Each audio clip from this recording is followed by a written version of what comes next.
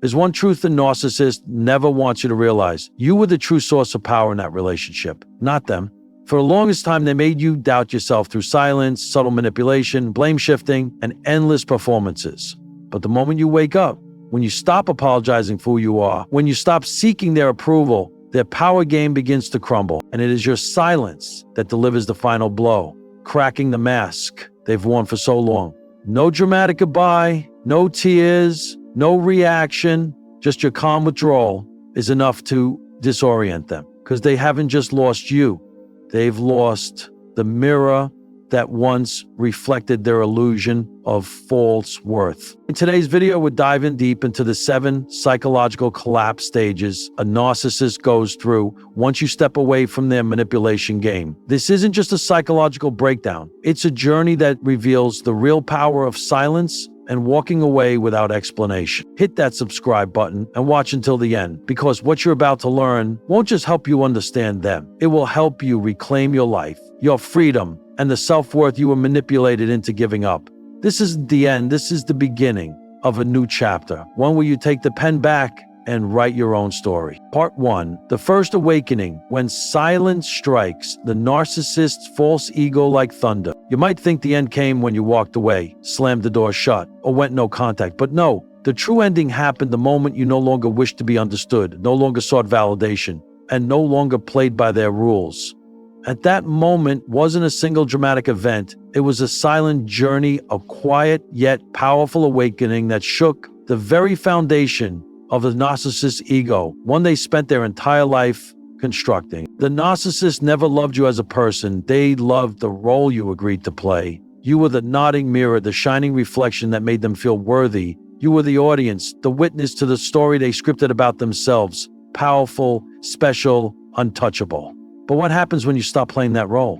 When you stop reacting the way you used to? When you no longer try to explain, justify, or cling to the closeness that once tethered your heart to a cycle of pain?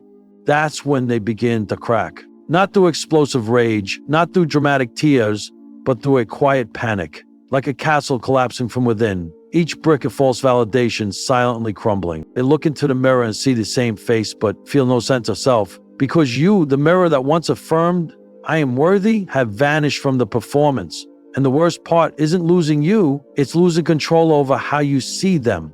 They once fed on your admiration, your comfort, your emotional reactions. Now, your silence is a black hole they cannot fill. At first, they tell themselves, "She'll be back. He's just upset." These words aren't meant for you. They're for their own comfort, a temporary adhesive for a mask that's beginning to split. They don't realize that each day without a response from you is like a tiny blade, slowly cutting through the facade of an ego, terrified of losing power, and so they begin to search for you. Not with love, but with fear.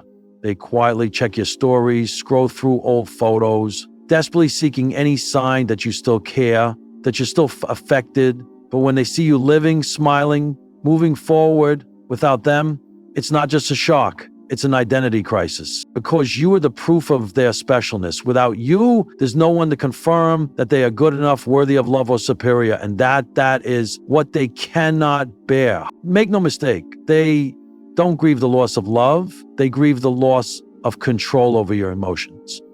They didn't lose a lover, they lost a mirror that once convinced them they mattered. And without that mirror, they spiral into inner chaos, because the fragile ego they carry has no one left to hold it together. You think you're walking away from a person, but in truth, you're dismantling a system. One where love was twisted into power, sensitivity was weaponized, and kindness was exploited as a revolving door for pain. Makes your silence calm, unbothered, with no accusations or explanations. That terrifies them most, because it says you no longer need them to exist, to feel valuable, or to feel worthy of love. And in that moment, you, the one who once cried silently, blamed yourself, begged to be seen, now become the one they can no longer reach. You've grown beyond their grasp. And to a narcissist, that is more brutal than any goodbye. Because you didn't just walk away, you've outgrew them. You don't need revenge. You don't need to prove anything. You don't need them to admit you are right. You need nothing from them. And that very lack of need is living proof that the game they once controlled completely is over. Part 2, the quiet rage. when silence sends them into inner panic. After you go silent, the narcissist sees no farewell, no angry texts, no tears, no obvious signs to cling to as they were used to. What you'll leave behind is a void of silence. And it is that very void that shakes their internal world to the core. They are not accustomed to stillness. To them, a lack of reaction is a threat, because reactions, whether tears or rage, are proof that they still have control over you. But when you go silent, when you no longer respond to any of their tactics, it's not the peaceful ending they hoped for. It's an earthquake, a rejection of power they were never prepared to face. At first, they get angry, but not like someone heartbroken. They get angry like a dethroned monarch. A part of them screams, "How dare she?" Not because they miss you, but because they cannot accept that you're no longer following the old cycle. They believed you'd come back after a few days of silence. They expected a long emotional message. But time passes, and you remain silent. Their ego begins to shrink like a sandcastle under the tidal wave of reality. They are no longer the center of your universe. And that realization sends them spiraling, not in loud breakdowns as you might expect, but in quiet chaos. They don't show up at your door. They don't sob or beg. Instead, they watch from the shadows, quietly enraged, silently rewriting the story in their head where you are the one at fault, the one who changed, the heartless one who abandoned love. Their rage is not rooted in love for you. It stems from the humiliation of losing power. They didn't lose a partner, they lost control. And what enrages them most is your lack of reaction. They ghost you. You don't chase. They post pictures with someone new. You don't flinch. They send a vague apology. You don't respond. Every failed attempt adds fuel to their inner instability. Now their identity begins to unravel. They don't know who to be to make you move again. They try playing the victim. I'm hurting so much. No effect. They try blaming it's all your fault for changing. Still nothing. And then an emotion they've always avoided starts to surface. Helplessness. And helplessness evolves into a different kind of anger. It's not loud or explosive. It's cold, dense, and smolders beneath the ashes of their wounded ego. They start rewriting their role. Now, they're not just the victim. They're the only one who truly loved you, the one betrayed by your ingratitude. It's all an internal script designed to salvage whatever remains of their crumbling sense of control. And this is when the attacks begin, not physical, but verbal, emotional, and covert. They may mock you in front of others, spread half-truths, or make veiled comments that paint you as the villain. But these aren't acts of revenge. They're the screams of a dying ego. They're losing control, not just over you, but over themselves. You see, when a narcissist can no longer control others, they also lose control of their own emotional regulation. Sleepless nights follow, haunted by unanswered questions. Why isn't she coming back? Why doesn't he react anymore? What can I do to pull them back in? And so instead of acting, they spiral into invisible surveillance, watching your stories, rereading old messages, checking your profile from anonymous accounts, not because they still love you, but because they can't handle the fact that you no longer love them, that they are no longer the center of your world, that their presence is no longer a requirement for your sense of wholeness. And in that panic, they're forced to face a truth they cannot say out loud, but that echoes in their mind. I've really lost them, not because they walked away, but because I no longer have control over them. This is the narcissist's most dangerous rage, not visible, but burning beneath the surface. They don't know when you changed. They only know you're not the same. And they no longer have the power to turn you back into the version they once controlled. You don't react. That is the strongest reaction. You don't respond. That is the clearest answer. You don't need to prove anything. And that confuses them more than any explanation ever could. They were never afraid of losing you. They were afraid of losing control of your heart. And now that it has happened, they spiral into a quiet, dangerous rage. One that proves you have truly reclaimed your power. Part 3, replacement and ego reconstruction. When the old mirror is gone, they desperately seek a new reflection. After all the silent rage, after waiting for messages that never came, after tactics that were ignored, one thing becomes increasingly clear to the narcissist. You're not coming back.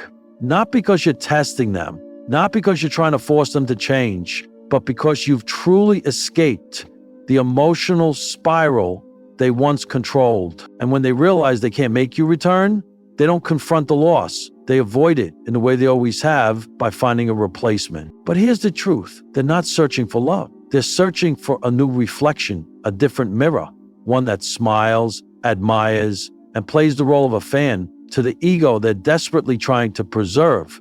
Replacing you isn't an act of the heart. It's an emergency response from a crumbling ego in need of a fresh supply to avoid internal collapse. This new person often appears quickly, suddenly, as if they were slotted into a vacant role. They'll be adored, showered with praise, and promised an ideal relationship, unlike the one with the ex. Everything seems perfect, but only on the surface. In truth, it's just the same script replayed, because narcissists don't know how to love. They only know how to perform. And when you, the one who once made them feel important, are no longer in the audience, they need someone else to keep the play going. Only this time, their soul isn't in it. The emotions have gone cold. The passion has died.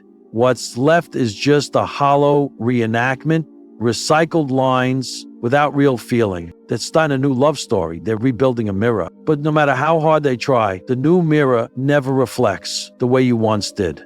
The new person may be sweeter, more easily controlled, but they can't see into the hidden shadows the way you once could. They may believe the promises, but they won't bring that rare feeling of being truly known. And that makes the narcissist feel emptier than ever. Because what they truly crave isn't you, it's the version of themselves that existed when they were with you. A version you once reached with patience, one you saw clearly, one you loved even when it hurt you. You weren't just a partner, you were a mirror so deep and honest, it made them feel special in a way no one else ever could. And no one else will ever replicate that feeling. No one else will replace the way your gaze saw them, warm, understanding, and brave enough to stare into the very cracks they always tried to hide. They know it, they feel it, bit by bit, as they start to silent compare. They may smile in pictures with someone new, but behind the smile is a nameless boredom. They'll replay old songs, scroll through old messages, not because they miss you, but because they miss who they were when they had you. Their self that once felt worthy because of you is gone with your departure. And so they fall into a soulless cycle, rushing into love, idealizing someone new, growing quickly disillusioned, and returning to square one, only this time with less emotion, less hope, and more emptiness. You might hear they've gotten engaged, moved in with someone else, posted poetic declarations, but don't let that shake you, because they don't love that person. They're reenacting a role in desperation, hoping someone, even themselves, will believe the same lie they've always lived, that they are worthy of unconditional love. Without growth, without accountability, without change, they're not building a relationship. They're running from the void you left behind. And the painful truth for them is this: no one can fill that void but themselves. But they are the only one refusing to look inward, because to do that, they would have to admit something they've always denied. The problem was never you. The problem was the fear, the falsehood, and the avoidance that lived inside them. The very things you once saw clearly and still chose to love until you couldn't anymore. Replacement never heals them. It only delays the moment they must face the truth. And that truth is this: the only person who ever truly reflected who they were, the only one who ever touched the part of them they had forgotten, was you. Part 4. The plea to come back. A disguised proposal. After all the rushed replacements, the new faces, and the recycled love stories, the narcissist begins to face something they were never prepared for. No one makes them feel valuable the way you once did. But this is not a moment of awakening. This is a moment of fearful emptiness. They don't come back because they love you. They come back because they can't stand not being admired, not being the center of someone's world anymore. And so they return wearing a brand new mask, the sweet, repentant version of themselves. They message you when you least expect it, a familiar song, a vague apology, a sorrowful sentence like, "Losing you was the biggest mistake of my life." But beneath it all, it's not love. It's a calculated attempt to regain power. They're not seeking reconciliation. They're testing the waters to see if you're still vulnerable, still forgiving, still willing to return to the role that once made you forget who you were. And if you hesitate, if you pause to consider, they'll know the game is still alive. They won't rush. They know how to plant hope. They'll say they've changed. They'll recall the beautiful memories, stir your emotions, remind you of everything you built together. They might even mention therapy, childhood trauma, or confess to mistakes they never acknowledged when you were still there. They paint a moving picture of growth, of regret, of a second chance. But if you take a step back and look closely, you'll see they never ask how you're feeling. They don't care about the pain you've endured, how long it took you to heal, or how deep you lost yourself. All they want is to reclaim their place at the center of your heart, because someone who truly changes won't ask you to ignore your pain just to believe in them again. Someone who truly changes won't wait until you leave to start cherishing you. Someone who truly changes begins that change while you're still there. And that's what you must remember. This return isn't an act of love.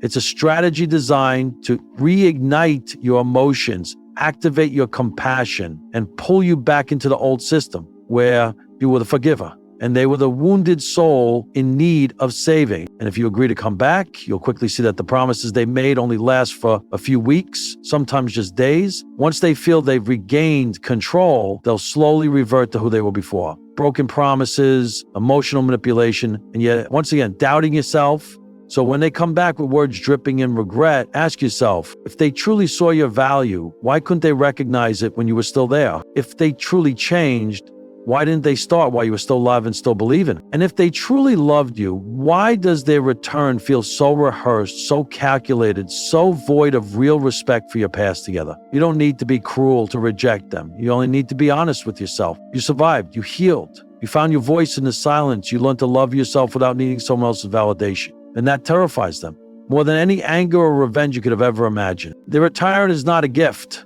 It's a test. They want to know, are you truly strong now, or are you still weak in the places where they once wounded you? And if you are clear-eyed enough to see through the sweetness of their mask, you realize they don't miss you. They miss the power they had when you still believed that love meant unconditional forgiveness. Hold on to the lesson. Protect the peace you fought so hard to build. Remember, you don't owe anyone an explanation.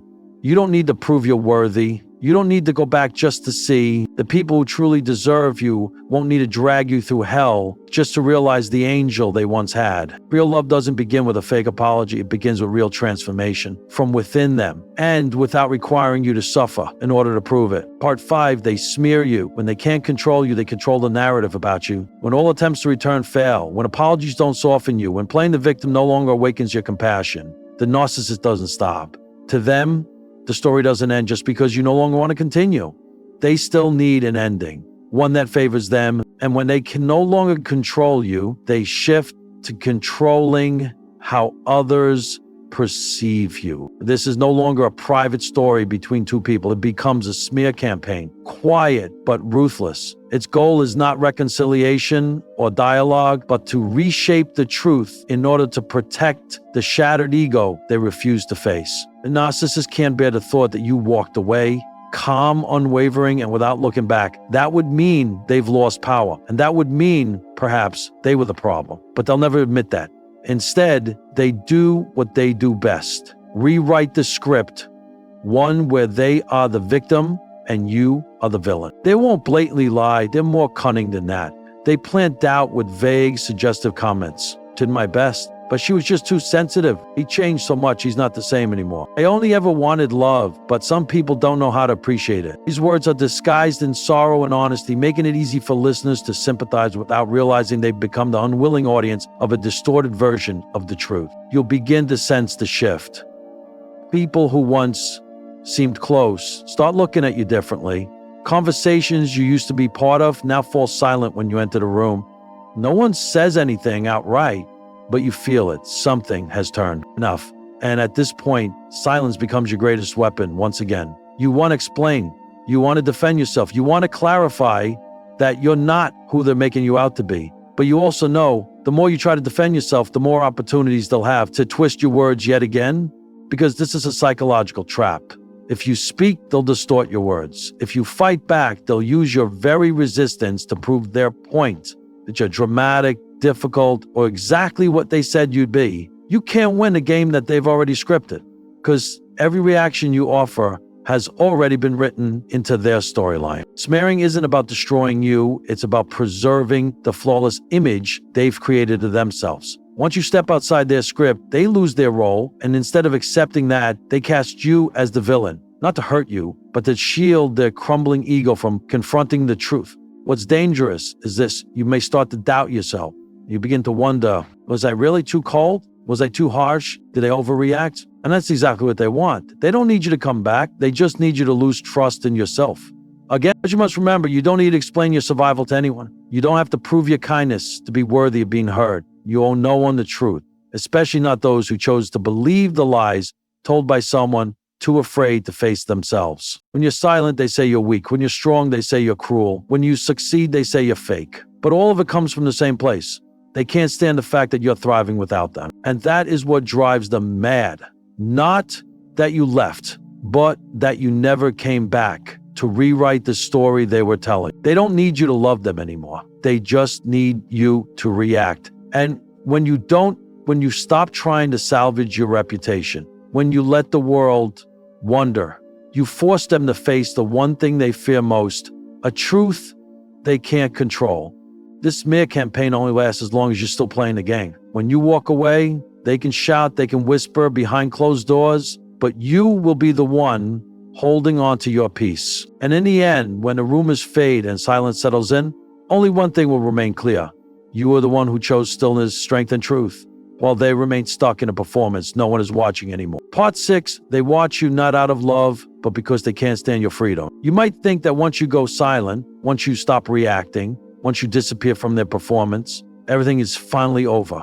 But to a narcissist, the story never ends at goodbye. In their world, silence is enclosure, it's a threat, a rejection of power, a clear sign that they no longer have the ability to control your emotions. And that is what haunts them. No longer holding a place in your life, they shift into the role of observer. But don't be mistaken, this isn't romantic longing, it's covert control. They don't want you back to love you. They want to ensure you haven't fully broken free from their orbit. They watch your stories through anonymous accounts. They quietly browse your profile, scroll through your photos, reread old captions, trying to decode how you're really living. If you smile, they grow suspicious. If you stay silent, they grow anxious. If you post peaceful moments, they feel rage. Because deep down, they cannot stand the version of you that is happy without them. To a healthy person, seeing you move on is admirable. But to a narcissist, it's a direct threat to their ego. Your peace is living proof that they've lost control. Not material control, but the most insidious kind.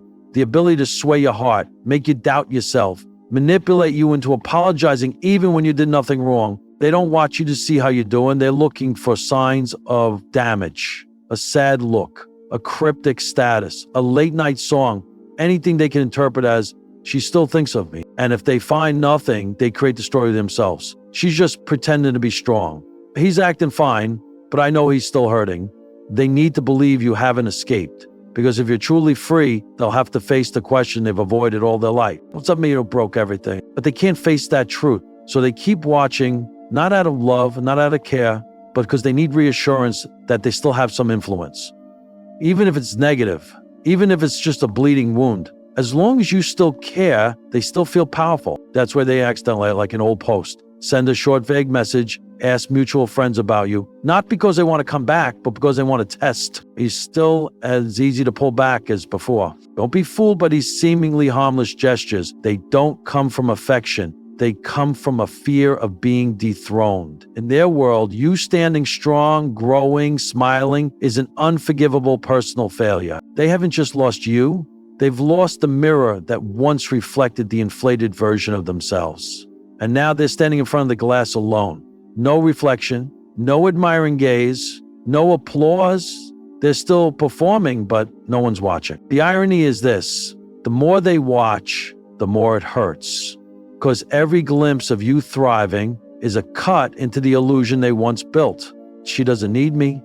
That phrase echoes in their mind like a voiceless nightmare. And when they see you loving again, moving forward, smiling effortlessly, they're not heartbroken like someone who once loved you.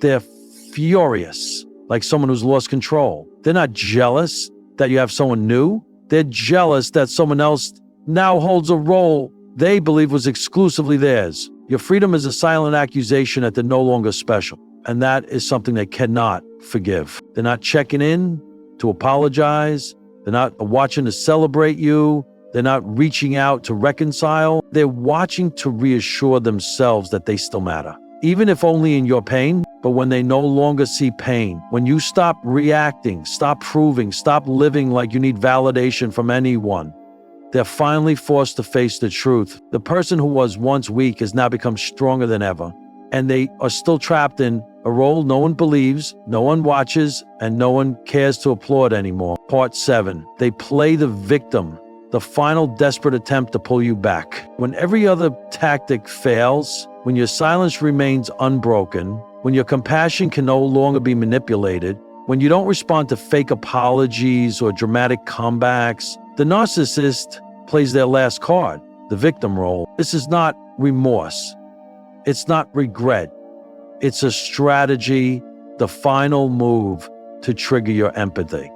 Because if they can't make you fear losing them, if they can't make you jealous, if they can't make you angry, they'll try to make you feel guilty. And when compassion is part of your nature, they know exactly how to exploit it. Suddenly, the midnight messages begin. No more anger, no more blame, just blurry words typed in desperation. I just want to be loved. No one understands me like you do. My life lost meaning when you left. They describe their pain as if you were the one who shattered them. And for a moment, your heart stirs, not because you still love them, but because you once did. And that love left a trace in your soul, one they're now trying to dig up and manipulate. They won't ask you to come back, not right away. They know that would be too obvious. Instead, they plant seeds of doubt. If you hadn't left, maybe things would have been different. I've started therapy because of you. All I need is a chance to make it right. And when you don't respond, they escalate. They put their pain on display, no longer subtle. They post tragic quotes. They hint at self-destruction.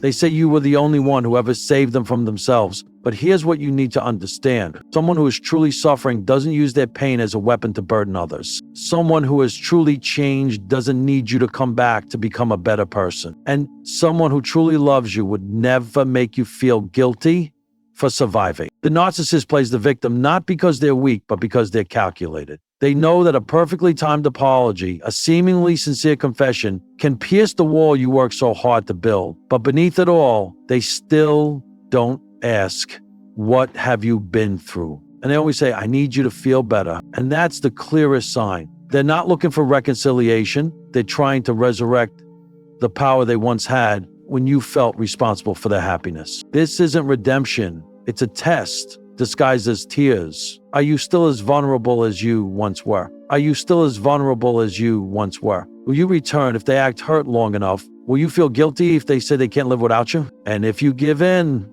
if you return, they will smile on the inside, not because they've healed, but because the game is still on. If you're strong enough to stay still, to remain silent, to not rescue them, that is the moment they know the game is over. The truth is, they don't regret hurting you. They regret losing control over you. They don't need you back to love you. They need you back to resume your role as their supply, the forgiver, the empath, the one who absorbs the pain. But you're not that person anymore. You've changed, and they feel it. In every moment of silence you don't fill with concern, they see it in every photo you don't post, every reply you don't send, every door you don't reopen. Your growth, your steadiness, your lack of reaction is the deepest rejection a narcissist can receive. Not rage, but absolute peace. It says, I no longer need you to survive. And they can't bear that. So they'll keep trying, keep suffering loudly until they realize no amount of pleading can sway a heart that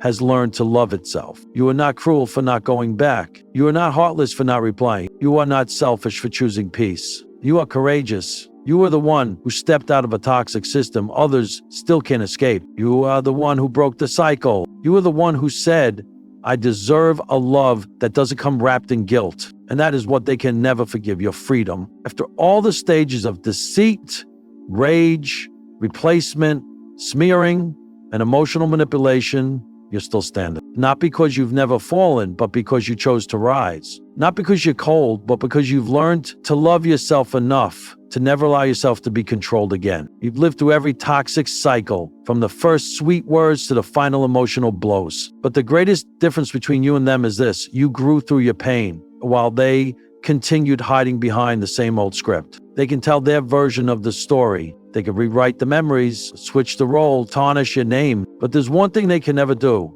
They cannot take back the truth you now see clearly. And they can't undo the freedom you've already stepped into. You didn't react. And that was your bravest response. You didn't return, and that was the deepest act of self-love. You didn't seek their validation, and that was your first step toward reclaiming your entire life. And if you're still somewhere in that journey, if you're still hurting, still doubting, still learning to stand, remember this: your silence is not weakness. It is a declaration that you will no longer play a supporting role in someone else's performance. You've stopped seeking truth from someone who lives in illusion. You've stopped pleading with someone who never intended to understand you. And you've started writing a new story, not told in tears, but in strength and inner light. If what you just heard resonated with you, if you saw yourself in every stage, then I invite you to subscribe to this channel and share this video with anyone who needs a light along the path they're walking, because you're not alone. And you are certainly not the only one who has walked through the dark to rediscover yourself. You didn't just leave. You walked away as a survivor, as a victor, and you deserve a love that never demands you to suffer for it.